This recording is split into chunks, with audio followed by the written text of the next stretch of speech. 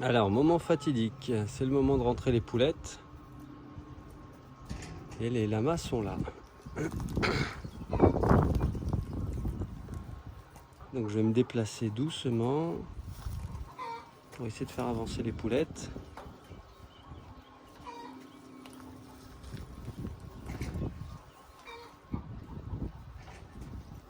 Allez les poulettes, on rentre. Allez, allez.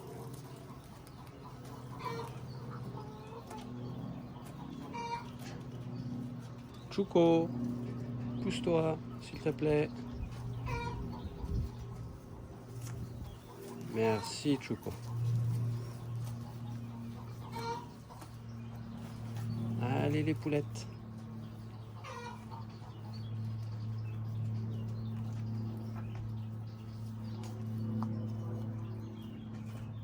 Allez les poulettes, on rentre. Voilà. Donc déplacer des animaux, c'est très subtil. Je commence à avoir l'habitude. En fait, il faut aller doucement, il faut imprimer un mouvement. Des fois, il y a un animal qui passe et hop, ça envoie le mouvement. Donc là, on va voir ce qui se passe. Tullio, tu les laisses passer les poulettes?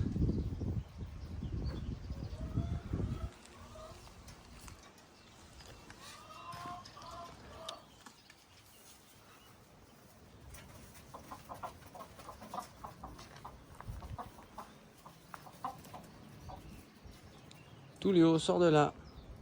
Allez, sors de là, Tullio.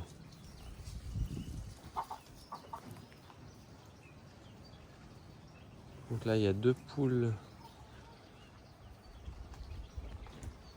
qui ne sont pas passées. J'essaie de faire le tour gentiment.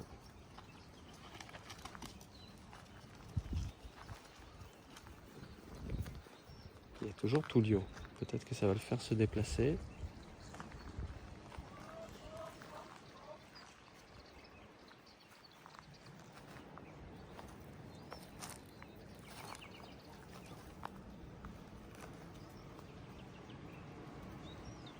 Allez les poulettes, on rentre.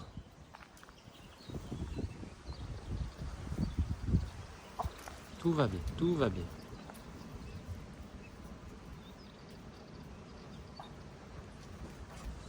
Bon, ce qui est génial, c'est qu'il n'y a pas de mouvement de panique d'un côté comme de l'autre. Il y a juste un peu d'interrogation sur qu'est-ce que c'est que ces petits trucs qui bougent ou qu'est-ce que c'est que ce grand machin.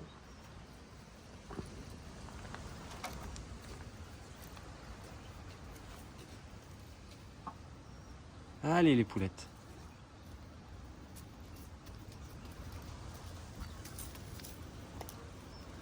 Voilà, je mets ma main parce qu'il y a un petit passage par là. Oui, très bien. Bravo Tullio. Bravo les poulettes. Allez, on rentre.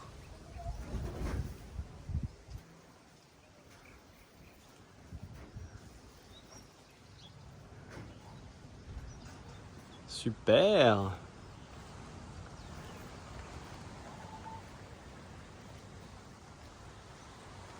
Eh bien c'est cool ça, voilà, première étape, ils se sont un peu vus. Ils se sont côtoyés de près, il s'est rien passé. Donc je sais que déjà Tullio, je peux dire check. Chacobo aussi. Chouko qui est derrière moi, c'est presque on va dire. Donc c'est cool, ça c'est la bonne nouvelle. La bonne nouvelle aussi c'est que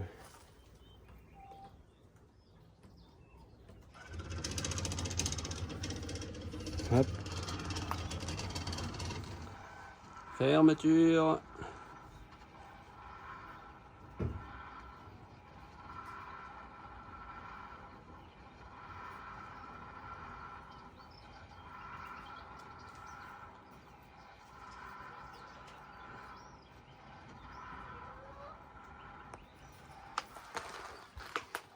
Ouah, c'est beau la technologie, hein, quand ça fonctionne et tout.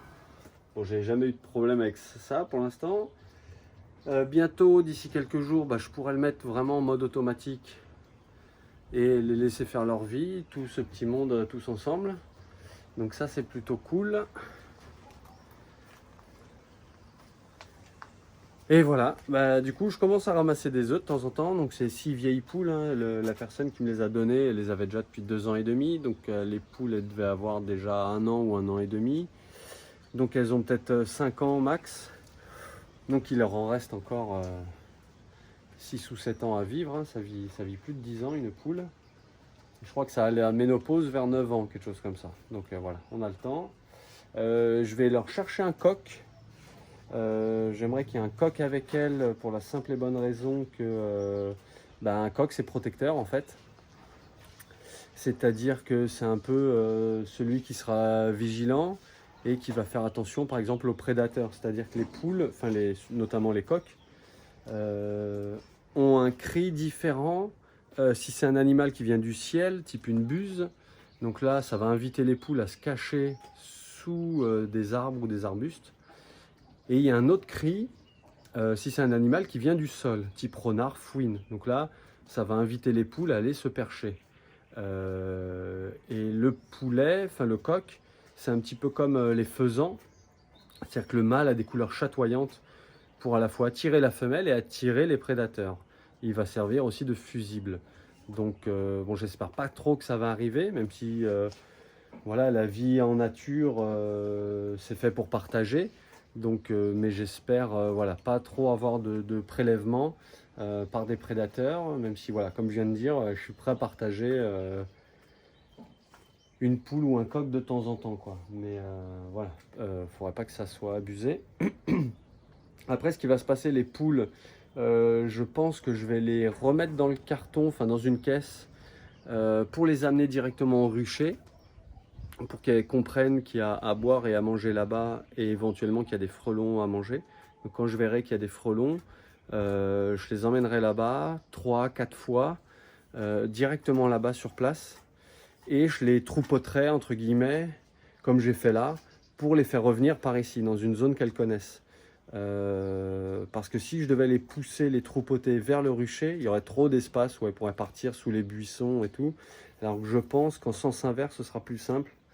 Enfin, en tout cas, je pense. C'est ce que j'imagine et c'est ce que je vais tester.